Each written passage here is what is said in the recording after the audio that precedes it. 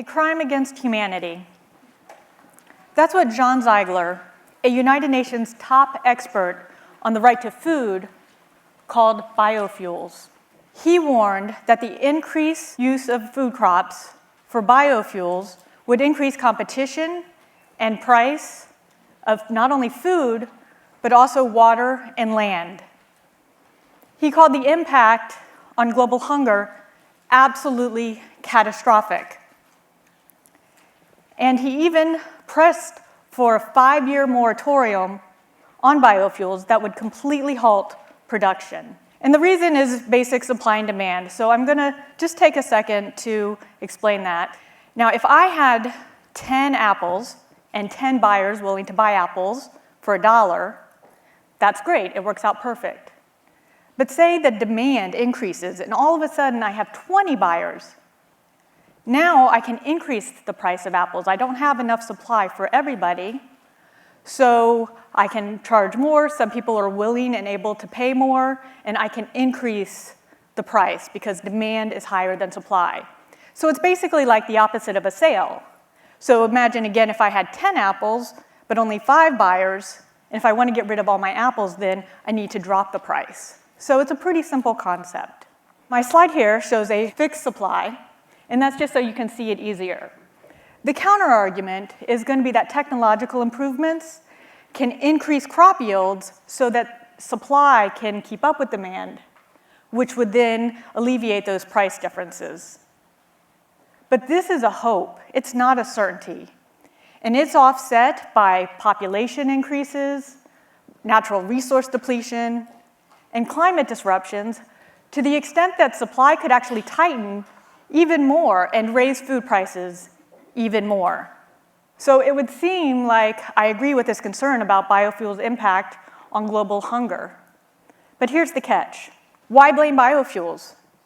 Biofuels represent only a very small portion of total crop use, less than 5% by calorie. Livestock, on the other hand, consume more than 1/3 of the world's edible crop supply and occupy 75% of agricultural land. Even a small decrease in meat consumption would free up more than enough resources for biofuels. Unfortunately, not only do we not have a decrease in global meat consumption is drastically increased, predicted to double over 50 years from 2000 to 2050. At first, I didn't think this would actually happen. I was studying this back in the late 90s, and I thought, no way is this gonna double. We just don't have the resources. And at that time, we had about 50 billion animals being used, 50 billion land animals being used. But now we're at about 70 billion, so we are on track. And by 2050, there would be about 120 billion. And the reason why that's not quite double, it's more than double, is because we're eating smaller animals. But by mass, it's about double. One of the reasons livestock are so harmful is because animals eat much more food than they produce. You'll often hear terms like feed conversion ratios if you're working in this field. And what that means is how much crops that the animals have to eat for how much meat. And so a grain-fed cow has about a feed conversion ratio of 25-1. And if that seems high, that's because that's an industry number that uses the weight gain of live animals. And they're gonna intentionally use numbers that underestimate the impact. So as the slide indicates, we don't want to just measure the live weight. That's not going to be accurate enough. We actually want to measure the edible weight after the bones and blood and other non-edible parts are removed. That's the more accurate weight.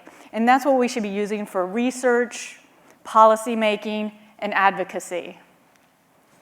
Now, to explain this in an easy example, if we're using a 25-1 feed conversion ratio for cows, a 100-calorie hamburger patty would have 2,500 global crop calories. That's the expense it would actually be in terms of global resources.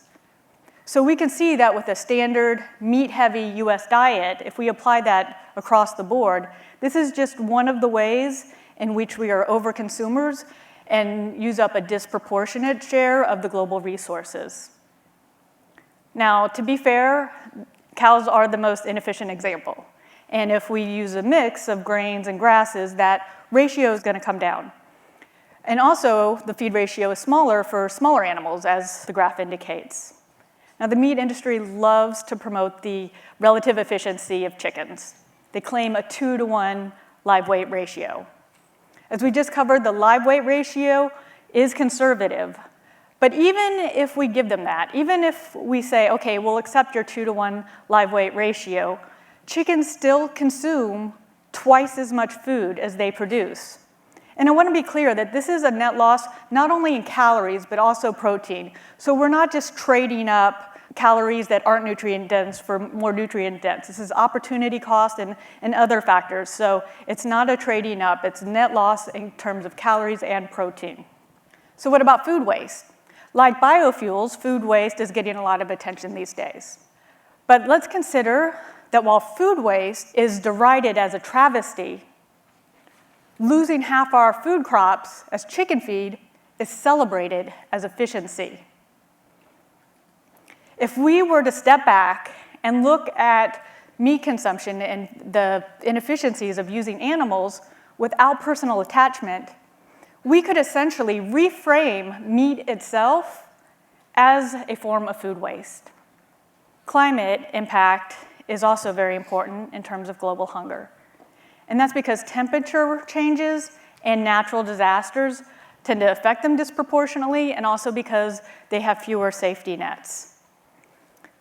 Meat consumption impacts climate change so much so that it's actually even more important than the transportation sector. And a lot of you might be familiar with that 2000 UN report that says the livestock industry emits more greenhouse gases than all transportation combined.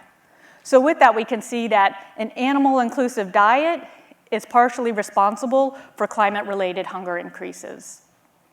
Climate is also important because of deforestation. Not only is there massive deforestation for grain-fed cows and other ruminant animals, there's also deforestation for feed crops that are used for any farmed animals. And deforestation not only clears the trees and releases carbon dioxide, it also reduces photosynthesis, which is our main tool for actually pulling greenhouse gases, pulling carbon dioxide out of the atmosphere. So it's a double loss. And this is my recent visit to the International Fund for Africa's Vegan School Lunch Program. And I can tell you from working with them firsthand that the price of food matters. It's literally a matter of life and death for those at the margins. For the children, like we see here, these are the ones who are going to be impacted. So I'm hoping that by making the connections more clear, that by demonstrating that livestock's impact on global hunger, that people will be inspired to shift away from meat-centered solutions and to shift away from the immense, unnecessary, and inefficient use of animals, and instead promote plant-based solutions to make plant-based centering part of global hunger and climate solutions so that we can create a healthier, well-fed world for the global community. Thank you.